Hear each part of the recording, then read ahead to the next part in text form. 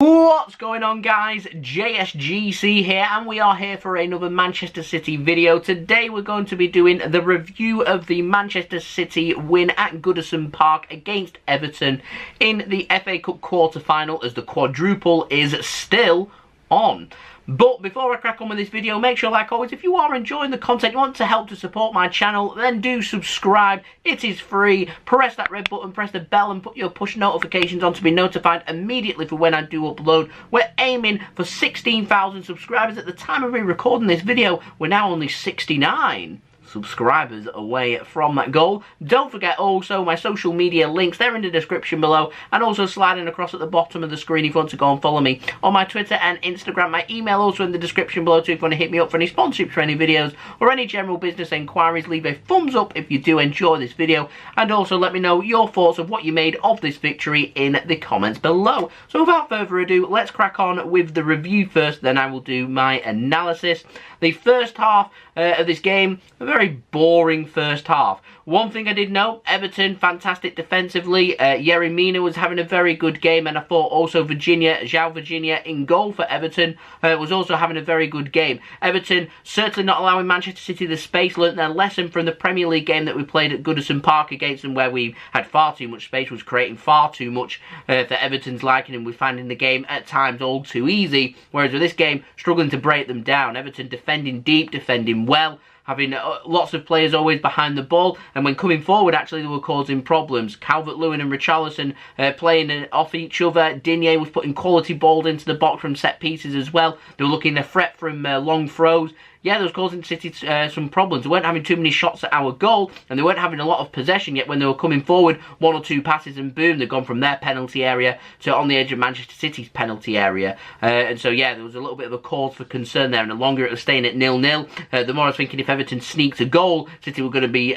struggling to be able to break down this Everton team. And so going into the second half and going in at half-time, I was very concerned about that. Then we got into the second half, and it all seemed to be the same as far as I'm concerned. I thought there were some players out there that played particularly well for City. I thought there were some other players that didn't. I'll get onto that more in my match analysis. It took City 84 minutes to eventually break the deadlock in this game. It came via Ilkay Gundogan, so the goal came about from De Bruyne. He was brought down on the edge of the area. The referee plays an advantage. Laporte had searched forward. It was his pass that had found De Bruyne in that good area. The ball was returned back to him. Laporte got a scuffed shot away, which was well saved by Virginia, tipping it over himself and onto the crossbar. It came back into open play. Ilkay Gundogan had to slow himself down and ended up going in with a diving header to head the ball into the game, into the net, and give Manchester City the lead in this game. It took us 84 minutes to break them down. And I was very thankful that we did find that goal, getting the crucial first goal in this game, and getting it very late on as well, always served City really well. Ancelotti had gone really defensive. Everton were time wasting. They were looking for the 0-0. They were looking for extra time. They were looking for penalties to give themselves a good, solid outlet to potentially progress and go through to the semi-finals and make it to Wembley. So delighted that City managed to break the deadlock. But still, the job wasn't done at 84 minutes and finding the first goal. Only takes one moment to score a goal. You're always looking, if you get that first goal, to look for that killer second goal, and that did come through Kevin De Bruyne.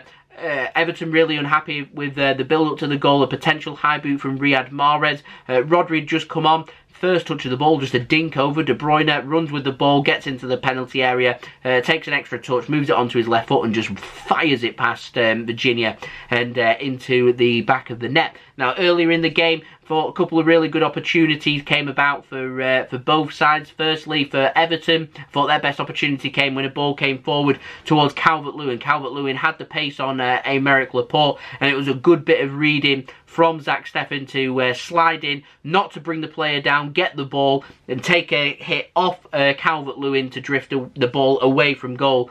And I think City poked it out for a corner instead of a potential goal or a potential foul and a red card. hard, and I thought that was the most lively that Everton looked in this game. They looked very threatening from set pieces. A corner came in the second half, which was flicked on the near post. I think it was by Mina, and it was cleared by Oleksandr Zinchenko on the line for Manchester City. But other than that, Everton didn't really possess too many threats going forward. I mean, they had 10 shots with just 2 on target, which I'm sure they'll be very disappointed with, and they only had 26% possession as well. So looking at the stats, it's definitely suggesting that Manchester City were deserved of their 2-0 victory in the end when we got there. And then for Manchester City, Raheem Sterling, frustrated in this game, had a really good shot from a ball played across, I think it was by Zinchenko, and Sterling gets his bottom of his foot onto it, side foots it towards goal. Really good fingertip save by Virginia. He was outstanding, I thought, for Everton, and desperately unlucky to concede a couple of goals. It's Zack, Steffen, who didn't really have too much to do, that comes away with a clean sheet, which I'm sure will make Diaz and Laporte feel a lot better as well, and just starting to notice that Laporte is starting to get more and more minutes for Manchester City, so that was really good to see. Now, moving on to my analysis, I thought that Fernandinho had a brilliant game in this game. And I also want to give a special shout out to Phil Foden as well. I did say during my live stream, and I'll stick by my guns of what I said. I said the player that scores the first goal will get my JSGC man of the match, and that has gone to Ilkay Gundogan for finding the back of the net. I didn't think he had his best game for us, Mr. Whippy, actually. I thought Foden was sensational, and if I wasn't making promises about things, it probably would have been Foden with my JSGC man of the match. He was literally everywhere on the pitch, but like I said, Fernandinho, to me, he should be given a 12-month extension on his contract, because he can still do a job, and he's shown that today as well for Manchester City. So yeah, they're my thoughts. In terms of my analysis, 15 shots for City, 6 on target. It's a bit disappointing with a ratio of shots shots to shots on target, and that's something we can look forward to, and trying to be a little bit more clinical. I thought Jesus did really well dropping deeper and creating the space there for City. I thought our wingers a bit nullified. Like I said, Foden drifted in and was literally here, there and everywhere. Bernardo Silva, he came off. He played in the last game, looked a bit tired. I feel like Bernardo Silva's better in the centre rather than out wide, and I thought Raheem Sterling looked very rusty at times for Manchester City. Got a couple of good shots away, and was unlucky to have that fingertip save from Virginia, but all in all, I don't think Raheem Sterling had one of his stronger performances for City. And so when it gets to these big games coming up, like Leicester, like Borussia Dortmund that we've got coming up, to me it would probably be Riyad Mahrez and Phil Foden, the informed players that I'd be going with out on the wing. Could it be De Bruyne going through the middle up top for Manchester City, or potentially Gabriel Jesus? That does remain to be seen. I imagine there'll be a bit of squad rotation going on there.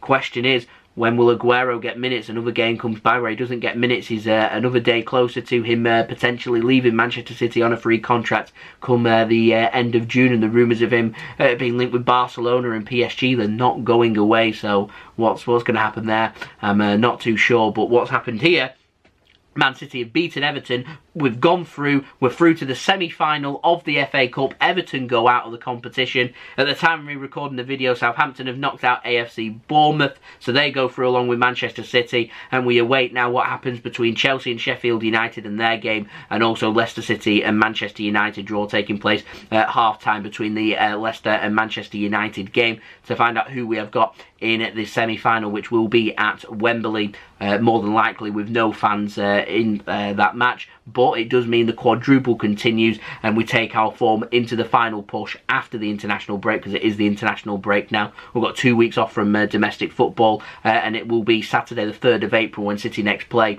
with a big push. We've got Leicester City to come away from home, Borussia Dortmund at home for the first leg of the Champions League, then Leeds United at home in the Premier League, then the Dortmund away game for the second leg of the Champions League, followed by the FA Cup semi-final.